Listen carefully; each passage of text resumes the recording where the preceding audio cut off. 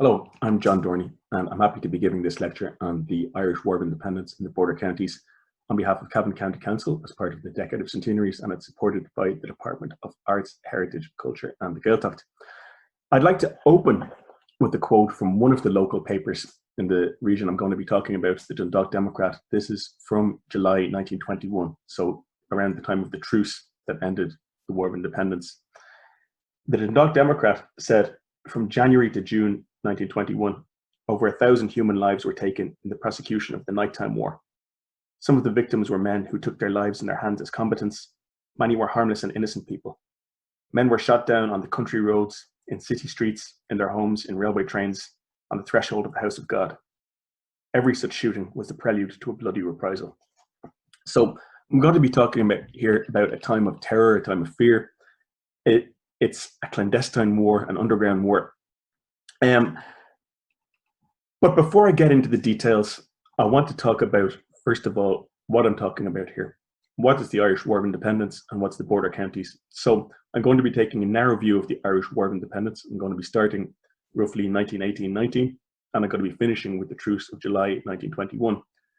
Now, this certainly wasn't an end to violence in this region. In fact, it got worse the following year, 1922, but I'm going to confine it to the War of Independence, properly so called. And secondly, I'd like to talk about why I'm talking about the border counties, a region, as opposed to, say, a county. Because many people will object to the term border counties for 1918, 1920, saying that there was no border then. I could also call it the North Midlands, but the zone I've chosen is from County Louth to County Leitrim, so including Cavan and Monaghan, South Down, South Fermanagh, on the northern side. And the reason I've chosen to look at the region is because when we talk about the War of Independence, people often talk about counties, and people regularly bring up County Cork, where there was 500 plus people killed in the War of Independence. But Cork had a population of around 400,000. So to compare with like, you really have to compare a region with a similar population. So this region I'm talking about had around 430,000 people in it as of the 1911 census. There's around 160 people killed up until the truce, which is a much more comparable number than if we compare with, say, County Cavan, where people often quote there's only 10 people killed in comparison with Cork. If we branch it out to a place with a comparable population, there's less violence than a place like Cork, or say Dublin, Belfast, Tipperary, but not that much less violence.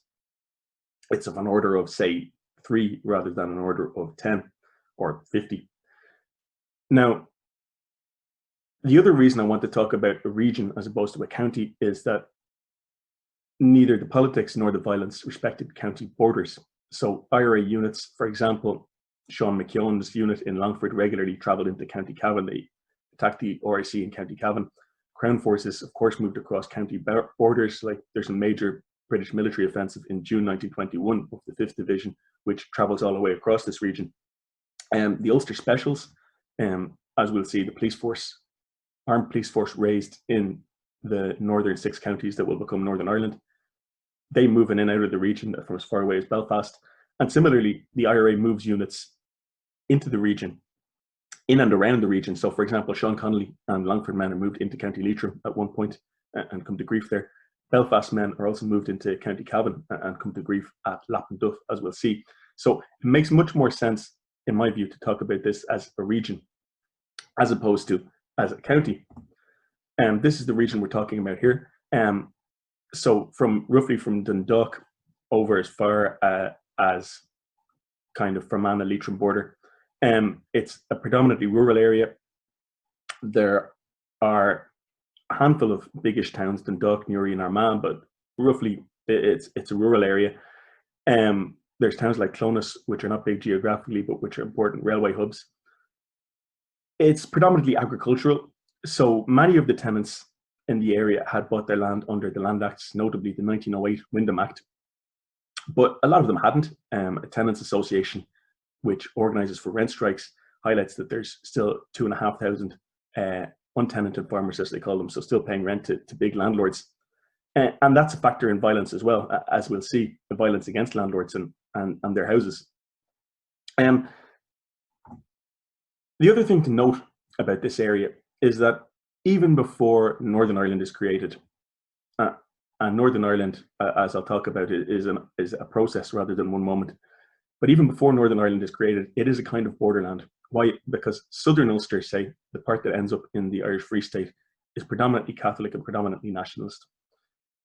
North of that line, with some exceptions like South Down and South Armagh, which will be very obvious in our talk, it's predominantly Protestant and predominantly Unionist. Not entirely, of course, in counties like Fermanagh and Tyrone are, as a whole, majority nationalist. But the new border broadly does reflect this, as we'll see, for example, in the results of the 1918 election. Now, the border is the backdrop to the War of Independence in this region. So partition is first mooted in 1914. So Unionists mobilise in arms under Edward Carson and James Craig and organised the Ulster Volunteer Force. There's very strong take-up by Unionists in this region. Even in County Cavan, for example, there's over 2,000 members of the Ulster Volunteer Force and quite well armed with the rifles brought in at Larne. So partition is first mooted in 1914 when Ulster, which is not as yet defined, is excluded from the Home Rule Act. And the Home Rule Act, of course, is not quite passed because of the First World War. But partition takes another step into reality in 1919 when the Government of Ireland Act is drafted, which proposes Northern Ireland and Southern Ireland both getting Home Rule. And the Government of Ireland Act passes into law in December of 1920. So kind of halfway through the War of Independence. Another kind of milestone in my view is the Ulster Special Constabulary. So the armed militia really of the new Northern Ireland administration, which is created in the summer of 1920, and it really gets off the ground in October 1920 when you start to see patrols in the area we're going to talk about. It gives muscle to the idea of Northern Ireland. And Northern Ireland Parliament is opened in June 1921 and receives executive powers in November 1921. So the very end of the period I'm going to be talking about. Northern Ireland really, as an entity, comes into existence in 1922, and the border becomes hard, to use a current phrase, in early 1922. But the border is emerging against the background of the War of Independence. And that's another reason why I want to talk about this area and why it's important, because it's not just a war here between Crown forces and the IRA and Republicans and a political conflict between them. It's also, to a degree, a communal conflict. So it's between nationalists and unionists. And also to an extent, it's a conflict between different brands of nationalists. So the political context, as I just mentioned, there's more than one type of nationalist. So up until 1917, 1918, overwhelmingly dominant are Home Rulers, the Irish Parliamentary Party, John Redmond's party, and their kind of strong arm organisation, the Ancient Order of Hibernians. It's a Catholic only, male only organisation. And the Hibernians do things like they get involved in street fighting, fisticuffs, rioting, with rival nationalists often, and we'll see that throughout the period. They're opponents of the Republicans, the separatists of Sinn Féin. Unionists lose their dominance over Southern Ulster. So, for example, the Saunderson family is the dominant Unionist family politically in County Cavan up until the 1880s, when the expansion of the franchise and the secret ballot means that they can no longer sustain that, and they're outnumbered by Catholic nationalists, and they lose control over places such as Cavan, Monaghan, which they previously had, but there's still substantial numbers of Unionists there. They are also a minority in places like South Down, South Armagh, which end up on the northern side of the border, but they're a firm majority further north. Republicans, or separatists as they're more likely to call themselves at the start of the period, are a real minority in this region pre-1917. So there's small circles of the Irish Republican Brotherhood. Sinn Féin ran in Leitrim in the early 1900s in a by-election, for example, but they're very much a minority taste. And this all changes with the Home Rule crisis of 1912 to 1914. So Home Rule is supposed to be passed by the Liberal government, and it's not because of Unionist opposition, which is the first kind of real defeat for parliamentary nationalism, John Redmond's nationalism. 1916, the rising in the insurrection in Dublin is roundly condemned by county councils in this region. In County Monaghan, for example, it's condemned as this insane rebellion. But in its aftermath, in this region, as in other regions, there is a roundup of separatist and nationalist activists. And this has an effect, along with the executions of the rising's leaders. And when contrasted with the kid gloves that people felt that armed unionists had been treated with up to this point, you start to see a radicalization, particularly of the young people, young men and women, following 1916. But what really swings it, in my view, is the conscription crisis of early 1918. So the British government's attempt to extend conscription to Ireland. Now, this is an all-Ireland story, or certainly 2/3 of Ireland story, where the resistance conscription really makes Sinn Féin, which is really a new party in 1917. It's refounded in lots of ways with the new constitution, a Republican constitution by veterans of the 1916 Rising. Sinn Féin and the Volunteers and Cumann na Man, the women's organisation, become mass movements in 1918 because of the resistance to conscription. And as a result, really, I would argue, of the combination of those factors, but principally, the failure of Home Rule to pass and the conscription crisis, Sinn Féin won the general election in 1918. Now, this is an electoral map. We see here a lot of the kind of cleavages, a lot of the divisions that will become apparent, and why there's a partition of Ireland. So look at this region that we're going to look at. The southern rim of it, the bit that ends up in the Free State, is won solidly by Sinn Féin. So even before the election of 1918, Arthur Griffith won a by-election in County Cavan. There had been a by-election which the Irish Parliamentary Party had held onto in South Armagh, which was the scene of a lot of violence between Republicans and Hibernians, actually, rather than Republicans and Unionists. But they hold on to that as well in the general election, and they hold on to South Down. But note that there's a solid line of Unionist candidates. Unionists are the purple, dark blue here. So this is why I talk about it as the border is not only something that's drawn on the map between 1920 and 1922, it's also, to a degree, separation of rival political identities. Now, I'm here today to talk about the War of Independence. So it's an armed conflict, and this really begins to start in this region in 1919. The Defence of the Realm Act is still in place. The Defence of the Realm Act is emergency legislation passed during the First World War, and it enabled the authorities to do things like ban political parties and ban newspapers, and to declare gatherings illegal. And this is all deployed during the conscription crisis. What you start to see in 1918, 1919 is, first of all, the Volunteers, which will become the IRA, are very poorly armed, if armed at all, because whatever arms they had prior to 1916 were seized. But you see unarmed rioting between them and the police. And as an example, I use the case of Peter Paul Galligan at Gortary. Now, Peter Paul Galligan was a long-time separatist, a long-time IRB member of the Volunteers, a native of Ballinagh, County Cavan. He'd been the leader of the rising in Enniscorthy, County Wexford, in 1916, which held the town for 5 days.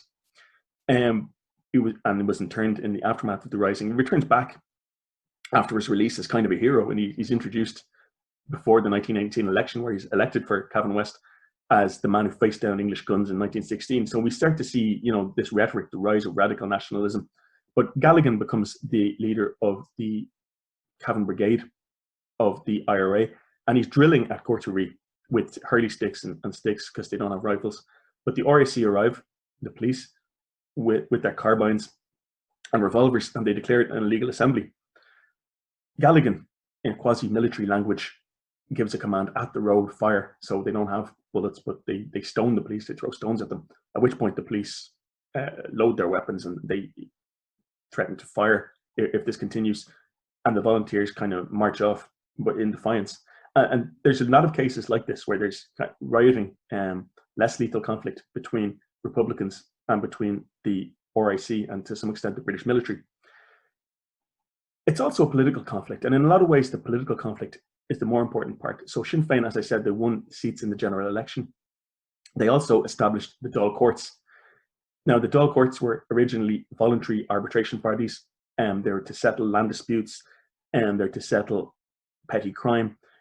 Some of the first were established in County Cavan in 1917, but the Dáil Courts have a secondary purpose, which is to replace the existing administration with a new Irish Republican separatist administration that's loyal to the Dáil that was declared by the Sinn Féin TDs in Dublin. So the IRA, the Volunteers, start to take over policing. A lot of the policing is kind of rough and ready. For example, there's a young man who's convicted of petty theft, I think, and he's tied to the railings outside Cavan Cathedral and labelled with the label thief. But the point is that the Republicans are trying to take over the political administration, the legal administration. They also won the local elections in 1920. Military theorists of guerrilla warfare will tell you it's not so much about annihilating the enemy's political strength, but about control over the civilian population, whose law they obey. And from 1919 to mid-1920, it's the Republicans who are winning this battle. Part of it is political, part of it is the success of things like the Dáil courts, but it's also the intimidation of the RIC. So there's a boycott called of the RIC. Many of the new recruits are also visited by volunteers, their homes, and dissuaded from joining up. A lot of them resign. And you also see a new generation of activists. So I mentioned Peter Callaghan, who's a pre-rising activist. And that's fairly rare in terms of the new rising young officers in this region in the IRA. What you see is a new generation of young men, and the IRA is an all-men organization, who joined after the rising. And typically, many of them joined in the excitement of these by-elections of 1980 and elections of 1918. For example, in South Armagh, where the Sinn Féin did not win the seat actually, but they drafted in a lot of volunteers as stewards. They rioted with the Hibernians and with the RSC, and people like Frank Aiken, who becomes a very prominent, very aggressive IRA leader, South Armagh, for example, gets involved, as do many of his men. Ona Duffy had been GAA, Gaelic Athletic Association, organiser in County Monaghan, becomes involved in this period as well. Dan Hogan, his second, actually originally from County Tipperary, becomes his second in command. Sean McKeown in County Longford, again, was a long-time IRB member, but Blacksmith from Ballinallee, County Longford, becomes very prominent in that part of the region. And what men like these start to do is they start to raid for arms. So I mentioned the volunteers at this point are very poorly armed. And what they start to do in late 1919, early 1920 is raid the RIC for arms. And the first really successful raid is the attack on the barracks, the RIC barracks at Ballytrain, County Monaghan, on February the 14th, 1920. This is led by Ona Duffy and Dan Hogan. It becomes a prototype for these barrack attacks. There's quite a lot of people involved. There's between 100 and 200 volunteers involved. They block the roads around it, and a smaller party places an explosive device up against the wall of the barracks, blows it in, and calls on the police to surrender. Now, O'Duffy calls on the police to surrender, as I said, through a loudspeaker, but he says, "I'm not out to take life, I'm just here for the arms." And he kind of lectures the policemen about how they shouldn't be opposing the will of the Irish people as expressed in the election of 1918.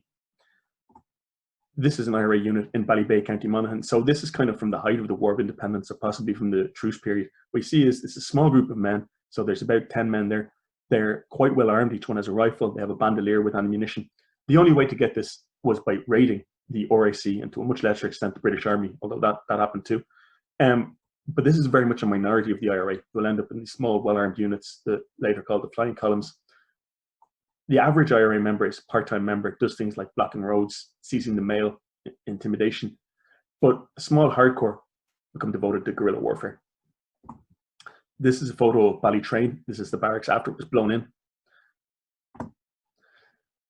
And the IRA around the country, not just in this region, ups the stakes in Easter 1920. So the 114 RIC barracks, most of which had been abandoned, were burned, including 3 in County Cavan and Monaghan, 9 in Longford, 3 in Leitrim, 2 in Louth, and there's also a courthouse in County Louth that's burned down, and a number of tax offices. What this really does is ups the stakes in terms of, again, this competition over who's in control of the civilian population. If you eliminate the RIC from these local rural barracks, if you burn down courthouses, tax houses, if you substitute your own, the Dáil courts, you're going a long way towards control of the population, certainly outside the major towns. And what this does is it tends to paralyze the RIC in rural areas. They can only visit a rural area now if they're in strength, if they're well armed, and even if there isn't a credible threat of ambush, it kind of limits their authority. There's a debate in the scholarship about this, about what's important here. Is it the local leaders who I've mentioned, or is it central direction? And my argument is it's a bit of both. So across this region, for example, you have very irregular activity. It's confined to geographical places. But where you have these energetic, aggressive local leaders, that's where you get activity. Now, GHQ is very impressed with Ona Duffy. They send Dorney O'Malley, who's a central organizer from Dublin, and they're very impressed with O'Duffy and his kind of professionalism. They're also impressed with his paperwork, incidentally. But while the local leaders are important, while activity can happen without them, I argue central direction is also important, because barracks had started getting attacked very suddenly on GHQ direction in January 1920, and it's true all across the country. They wouldn't be capable of these coordinated acts like burning all these barracks without the direction of people like Richard Mulcahy, the Chief of Staff, Michael Collins, the Head of Intelligence in Dublin. So my argument is the IRA is a decentralized guerrilla organization, but the centre is also important. Now, violence escalates gradually across the region. It's not the case that there's a major attack taking place all the time, but these particular leaders who I mentioned before do undertake a significant number of major attacks. So Frank Aiken, who's commander of a unit that's based in Southdown, South Armagh, attacks Newtown Hamilton Barracks on the night of May 11th to the 12th, 1920. Newtown Hamilton is a majority unionist town, so it's an unfriendly area, but Aiken used about 100 to 200 men, again a large number, most of whom were involved in blocking roads, preventing reinforcements from coming, in spotters as scouts. He uses a potato sprayer to spray petrol or paraffin at the barracks to try to set it alight. Now there's a significant firefight, lasts all night, but they don't actually take the barracks in Newtown Hamilton. But the symbolism is important too. The IRA can undertake this major action in a predominantly unionist area. The barracks is mostly destroyed by fire, even though it didn't surrender. There's ongoing attempts to disarm policemen. For example, there's shootings at fairs at Crossdowney County Cavan and Cullyhanna in Armagh, attempts to disarm the RIC. In both of those cases, there's policemen and volunteers killed. There's a wave of raids, nighttime raids by volunteers aimed at disarming unionists in August 1920. Now, this is important for a number of reasons. One is that many unionists in the area had been armed as members of the Ulster Volunteer Force from 1914. The IRA wanted their weapons. They also took weapons like shotguns and hunting rifles. But in these nighttime raids, there's a number of unionists resist, and they shoot a number of volunteers, and a number of them are later shot in response. So for my money, it's from around this time, August 1920, that this begins to become a communal conflict, as well as a conflict between the IRA and Crown forces. Remember, most of the RIC at this point are Catholic Irishmen. You see the assassination of the RIC Inspector John Kearney at Newry. This is again by Frank Aiken's unit. An inspector is also killed by Sean McKeown's unit in Longford in November 1920. In response for that, Crown forces attacked the village of Ballinolea, where Sean McKeown is from, and in a very rare occurrence, McKeown's unit managed to fight them off. Now, local legend will tell you that there's dozens of Crown forces casualties. As far as I can tell, there's 2 or 3 wounded. There's a civilian shot by Crown forces afterwards. But again, symbolically, very significant. Aiken mounted another attack on a police station at Camlock in County Armagh and tried to ambush the reinforcements from Newry at a place called the Egyptian Arch. Didn't go so well. 3 volunteers were killed by their own grenade, actually. But you see a steady stream of these quite well-planned attacks. So they're not doing attacks where it's possible they might lose loads of people. They attack what might be called targets of opportunity, where they think they can have a success, which is, as I said, the direction from GHQ as well. Now, this is very uneven across the zone. The reports from GHQ suggest that the IRA command is unhappy that some areas are not pulling their weight as they see it, and as we'll see, they'll make attempts to rectify this.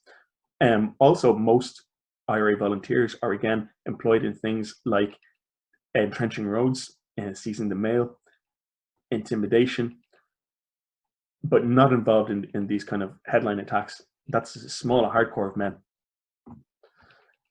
These are some of the leaders I've been talking about. So this is Frank Aiken, who looks older than he is actually. He's still only in his early 20s at this point, and Aiken emerges as this very aggressive, quite capable leader in the Southdown, South Armagh area. This is Sean McKeown, who was the leader in North Longford, and again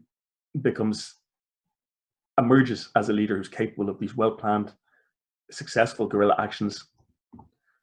This is Owen O'Duffy. And O'Duffy is known possibly better for his later career as the Garda Commissioner and as the leader of the Blue Shirts. But O'Duffy in the IRA at this period was very well thought of, as I said, including by Michael Collins and Richard Mulcahy. A word on the social background of these 3. So it's quite diverse, actually, which shows you that the IRA isn't really like a social movement, a class movement. O'Duffy is from small farming stock in County Monaghan. Aiken is from large farming stock in County Armagh, well-off farmers. and Sean McKeown is a blacksmith, from Ballinolea. So it encompasses the kind of Catholic nationalist community. Like, there are a number of Protestant Republicans. Ernest Blythe, for example, is elected as a TD for County Monaghan in 1921, but they're not prominent in the IRA, to be honest. It's majority Catholic, but within the Catholic nationalist community, it's a cross-section. It's not just one class. Now, the IRA kind of is in the ascendancy in this region, in a sense, up until the middle of 1920. Why? Because they're, annihilating the RIC? No, certainly not. But as I said, they, through things like winning local elections, taking over county councils, setting up the Dáil courts, by these sporadic but well-planned attacks on the police, they begin to control a lot of the countryside by the summer of 1920. But this all changes. The British passed the Restoration of Order in Ireland Act, which has been described as halfway to martial law, in the summer of 1920. And there begins to be a lot of arrests. So Peter Paul Galligan, who I've mentioned before, was arrested in September 1920. Actually, he was shot in the arm at his father's home near Ballinolea, County Cavan. There's a deployment of the Black and Tans and auxiliaries from October. The Ulster Special Constabulary too. Now, a word on the Black and Tans and auxiliaries. Black and Tans are sometimes thought of as a separate corps from the RIC. They're not, but the RIC were recruits principally from Britain, taken in as RIC constables. So they're issued with this kind of black and tan, half military, half police uniform at the start, but only because there aren't enough police uniforms. The status of the Black and Tans is RIC constables, and they're drafted into all the small RIC stations across Ireland and across this region. When RIC men get killed in actions from now on, typically many of them are from Britain. The auxiliaries are a separate corps. The auxiliaries are taken on as temporary recruits. They're usually, whereas Black and Tans are usually private military personnel from the First World War, auxiliaries are former officers. They form a separate corps. They have a separate uniform. And the auxiliaries are in many ways the real Black and Tans. They're very aggressive, very well armed. And many of the reprisals, which are attributed to the Tans in popular memory, are really the auxiliaries. Now, in our region, there's two companies of auxiliaries, I and M Company. One of them is based in Longford, and the other one is based in Mohill, County Leitrim. And possibly the most potent counterinsurgents in this region are the Ulster Special Constabulary, who, as I said, were raised from summer of 1920, but really start to appear on the ground in October. There's A, B, and C classes, A being full-time, B being part-time, C being reserve. But they're local men. They're 99% Protestant and Unionist. And unlike perhaps Crown forces from elsewhere, they have real skin in the game. They're often local men. And this means they know frequently who local Republicans are, where they live, and the reprisals that they carry out are very kind of personal. So the Crown forces developed a well-deserved reputation in this region, as elsewhere, for reprisals. Now, for example, I mentioned in Granard, Sean McKeown's unit assassinated an RIC inspector. And in response for that, the RIC, which predominantly or partly is Black and Tans and auxiliaries at this point, rode into Granard and burned down any buildings they thought were connected with the Republican movement. The creamery, for example, was burned down in Carrick-on-Shannon by auxiliaries. Auxiliaries were also often guilty of really bad indiscipline. So they would drive into a village and just start shooting randomly at passers-by. There's cases of auxiliaries just breaking into people's houses and stealing essentially what they could find. And there's a lot of claims for compensation later on where people essentially describe housebreaking by auxiliaries. Another example that I want to talk about is Camlock. So I mentioned in December 1920, Frank Aiken's Newry Brigade of the IRA attacked the barracks at Camlock and attempted an ambush near Newry. In response for that, what the local Ulster Specials did was they burned down Aiken's family home and family farm near Camlock, and they shot dead 2 local men whom they knew to be Republicans. And the Specials killed 9 out of Aiken's unit over the following months until the truce. Mostly not in combat here. We're talking about they went to their houses and assassinated them. So the Crown forces start to regain the ascendancy in a sense through what you can describe as terror. So as I said, they would drive into a town, would shoot at the local people, they would burn down buildings where they could identify Republicans, they would kill them. What's different about the Specials is it's local and it's personal. And IRA retaliation was often in kind. So, for example, in response to the Camelot burnings, the local IRA burned down an Orange Order hall. They shot dead later on a railway worker who they thought, a Protestant railway worker who they thought to be a special constable. So this really nasty cycle of what is effectively sectarian conflict also develops. As for the British military in question were the 5th Division, which were based at the Curragh, and they were commanded by a general named Hugh Judwine, who was a veteran of the Boer War and of the First World War. Seems to have been a very conventional military thinker in a way. He mounted a military drive across the region, Cavan, Monaghan, Louth, in May, June 1921, in which they arrested over 2,000 people and sent 120 of them to the internment camp in Ballykinler. This is infantry battalions, cavalry squadron, and airplane, and they would literally drive through a region trying to scour it, looking for suspects. They would line up usually the male population of the village, and sift them for suspects with the RIC. And this led to another facet of the conflict, which was in response to this military drive, the IRA figured they couldn't do anything against a military force of that size and that power. But what they could do was deny them garrisons. So the IRA embarked on a campaign of burning many of the big houses of the landlord class. So there's a swathe of these burned across this region, from Ravensdale House, County Louth, to big house in Ballybay, County Monaghan. And 9 or 10, as far as I recall, big houses are burnt or blown up in response to the military drive across the region. Now, the ostensible reason that the IRA gives for this is that they could have been used as military garrisons, and that is indeed possible. But as also occurs in the Civil War, there's also an element of the IRA largely views the landlord class, the Anglo-Irish class, as it's sometimes known, as kind of political enemies. So that's an element of conflict too. What we see here is a truckload of Ulster Special Constables. And we can see a Lancia armoured car, quite well armed. And this is where many of the young Republicans from this region ended up, in the internment camp at Ballykinler, County Down. Now, if you like, again, we can see the IRAs in a way in the ascendancy up until the summer of 1920 in this campaign for political control, to control the civilian population. Crown forces, in a sense, regain the ascendancy through the deployment of the Black and Tans, auxiliaries, the specials, through military reinforcements in late 1920, 1921. And what the IRA, especially its GHQ, its leadership, tries to do is again escalate in the spring of 1921.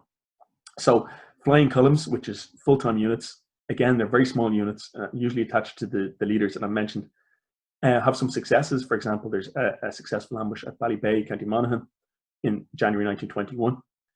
Sean McKeown has a particularly successful ambush in Clonfin, County Longford in February of 1921. He uses a mine that killed 4 auxiliaries. They also killed a number of policemen in County Cavan, for example, one at Swanlibar, for example. But there's also hard blows to the IRA. For example, the arrest of Sean McKeown, which is a big blow in March of 1921. And this doesn't just affect County Longford, as I've mentioned, it affects County Cavan and the other areas where he operated. So GHQ, to remedy this, to try to escalate the IRA's response, their idea is to import flying columns. So the first time they tried this in this region is they tried to move Longford men into County Leitrim, which was considered a quieter area. Now, there had been an ambush at Shimore, for example, but they considered Longford as an active area, Leitrim is not. So they tried to move Sean Connolly and Longford men into Leitrim.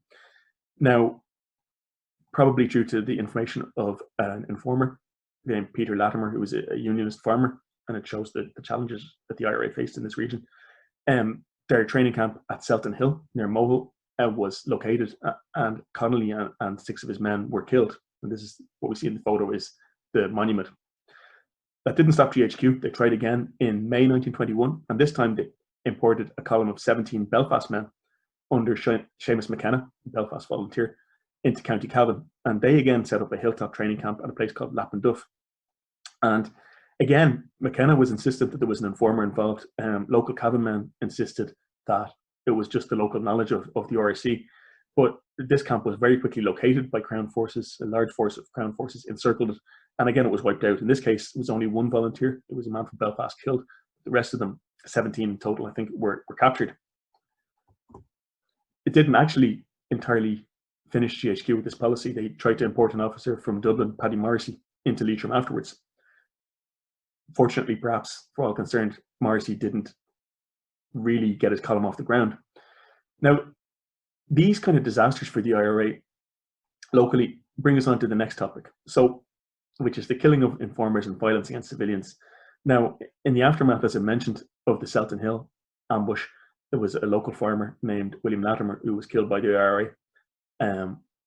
As it happens, he was a Protestant and a Unionist, but many of the people killed by the IRA were Catholics. By my count, there's 15 civilians killed as informers in 1921. And I list the names and circumstance in an article on my website, The Irish Story, if anyone is interested. Mostly, they were killed due to the belief that they were passing information to Crown forces. But again, to quote the Dundalk Democrat, which I should mention is Redmondite newspaper, in such circumstances, the mere suspicion seals many a death warrant, nor is it improbable that private vengeance has acted its toll over the cover of civil turmoil. Which is to say that if you look into the killing of informers, there's often multiple reasons why they might have been killed. Now, for example, in County Cavan, if you look in the memories of the volunteers in the Bureau of Military History, some of them will insist there weren't any civilians killed as informers in Cavan. There wasn't any spies in Cavan. That's not the case. And others will talk about the case of a shoemaker named Patrick Brady. And Brady, according to one version, was killed because he refused to adhere to the Belfast boycott, which forbade businesses from doing business with Belfast. I'll get onto that in a second. But according to another memoir, he's tried and convicted in an IRA military court-martial, and that's why he's killed. And this is quite common. There's often multiple motives, or it isn't entirely clear why this person was killed. In the case of Owen O'Duffy in County Monaghan, there seems to have been an element of political rivalry in the people that he killed. So he had 7 people shot as informers, of whom 3 were members of the Ancient Order of Hibernians. Now, it could well have been that the Hibernians were passing information to the police about their political enemies in the IRA, but it may also have been that O'Duffy was stamping down on that movement, which was a rival. O'Duffy also, by the way, had a messenger, an IRA messenger, who broke under interrogation and revealed information. He had him killed. So O'Duffy is exceptionally ruthless in killing informers. Now, that's not the only type of violence against civilians. Now, there's Crown forces, as I've said, do considerable amount of violence in terms of shooting civilians and also burning property. But in terms of the IRA,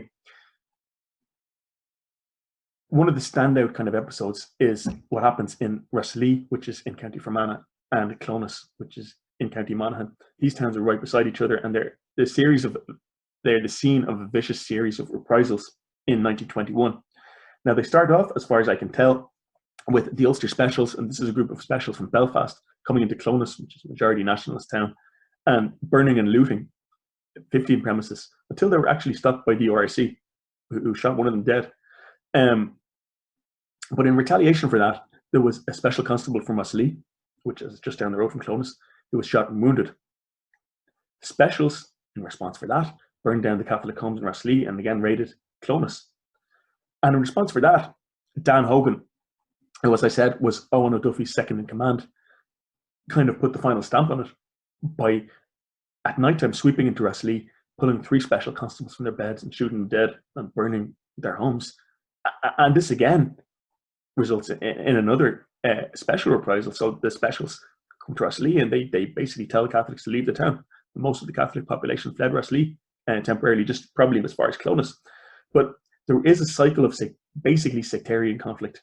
Now, the IRA would never accept that what they're doing is sectarian, but the fact is that they're up against a formation, the Ulster Special Constabulary, which is 99% Protestant and Unionist, and their supporters are 99% Catholic and Nationalist. Another source of violence, which is not from the Republican movement as such, is the violence around the Belfast boycott. Now, the Belfast boycott was called in the summer of 1920 in response to violence against Catholics in Belfast. It was known among nationalists as the Belfast pogrom.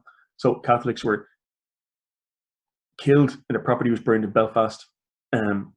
It's perceived certainly in nationalist circles as this one-sided thing. And a lot of what the IRA do in the border region is they seize property of businesses to forbid them from doing business with Belfast. But it turns deadly on at least one occasion when, after an outbreak of violence in Belfast in which a Redemptorist priest from Cavan was shot dead, A Protestant business in Dundalk was burnt, not by Republicans, I should add, who condemned this, but 3 people were burnt to death in this house fire. And the most notorious example locally at the time of what might be described as sectarian violence is the killing of Reverend John Finlay in Bunboy, County Cavan. Now, John Finlay was a 78-year-old retired Protestant cleric. Some IRA members burst into his house at nighttime. Probably they were there to seize arms and whatever weapons might have been in the house, like shotguns. Whatever happened, there are multiple versions, whether he was hit on the head and he died, whether a gun went off, but he was killed and his house was burned. And for example, the local unionists would cite this as the barbarity of what they were up against. And this, they would say, this is why we will never accede to even home rule, let alone Irish independence. We're all up against murderers. It's condemned by Republicans, but no one is actually punished for it either. This is a typical notice, really, tried and convicted and executed by the IRA. And before I get off the topic of informers and violence against civilians, I want to talk about one more case, which is the case of Kitty O'Carroll, who was killed by the IRA in Monaghan in 1921. And I want to talk about it because it's so unusual, but also because it highlights how difficult it is to separate out why people were killed in this period. So Kate O'Carroll was a poaching distiller, and one of the things the IRA took on themselves in this period was to put down petty crime and to put poaching distillers out of business. So it appears that Kate O'Carroll had a grudge against the IRA for this reason. She appears to have been writing letters to the local RIC. According to one version, it's about rival poaching distillers. According to other people, it's about the IRA. And for this reason, she's executed by the local IRA. But again, there's very murky circumstances here because the GHQ of the IRA had actually forbidden them from killing women without explicit permission, partly because it's bad publicity. But Kate O'Carroll was killed possibly because of letters she was writing to the RIC, but possibly, according to a local rumor, because she was having an affair with the local IRA man. Now, I'm not saying that's true. The evidence is actually kind of scant when you look into it. What I'm saying is, when you look at these individual cases, it becomes very unclear where personal grudges stop and where the politics start. So the War of Independence in this region, as across Ireland, was ended very suddenly in July 1921. If you look at a graph of kind of fatal victims of violence, it's going up and up and up. So it's not leveling off. Crown forces are not putting down the IRA in the sense of stopping their activities by July 1921. The truce is stopped basically because the British government takes the decision that negotiation is a better tool for ending this than military escalation. So the costs of negotiation are much less than the political costs of what they call a war of extermination in Ireland, which is politically almost impossible to do. In our region, though, it's a pause and not an end to the violence. So nothing has been resolved regarding the border. Violence actually intensified the following year, 1922. But in the short term, the IRA is able to come out of the open. They're suddenly heroes to much of the population. So, for example, Peter Galligan, who was released under the truce, as is Sean McKeown, both of them attend an IRA training camp in County Cavan in November 1920. And Galligan introduces McKeown as a man who's a hero to all the school children of Ireland. So already you see this thing of the mythologizing of the War of Independence and the creation of national heroes. The Dáil courts were re-established. Austin Stack, who was the minister concerned of the Dáil government, is very insistent they have to be re-established. And this starts a strange situation where both the British courts and the Dáil courts are operating. Both the RIC and the Republicans are trying to act as police. It's strange competition between them where they arrest the same people, sometimes where they arrest each other. 1922, as I said, will really see 2 new wars in this region. The first war is the war along the border, and the second war is the civil war over the treaty. That's a story for another day. What I want to finish with is how people, just at the time in this period of the truce, reflected on what had happened.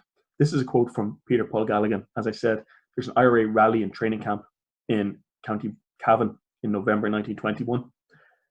And what Galligan, who remember was arrested in September 1920, said was, "I regret it has been said of Cavan inside and out that it did not take its place in the fighting movement. But we in Cavan had to contend with things unknown and which did not hamper other counties. And this is probably a reference to the large unionist population and the special constabulary. The difficulties might have been for the best, but Cavan's sons would give their best blood for Irish freedom. And we see a number of things here, which I want to finish on. One is that there's this perception that nothing happened in the region. Now, I hope I've shown that that's not the case. The second thing is that this is an unusual region. It has a large unionist population, even south of the new border, and especially north of it, and has the special constabulary. But I want to flag two more things. O'Callaghan says it might have been for the best. So there's a region, there's a perception, there's a realization that violence had been much worse elsewhere in Ireland, and they're relieved to have been spared the very worst of it. But the final thing is, Cavan's sons would give their best blood for Irish freedom, and this shows that the war was not over with the truce in July 1921. Thank you very much.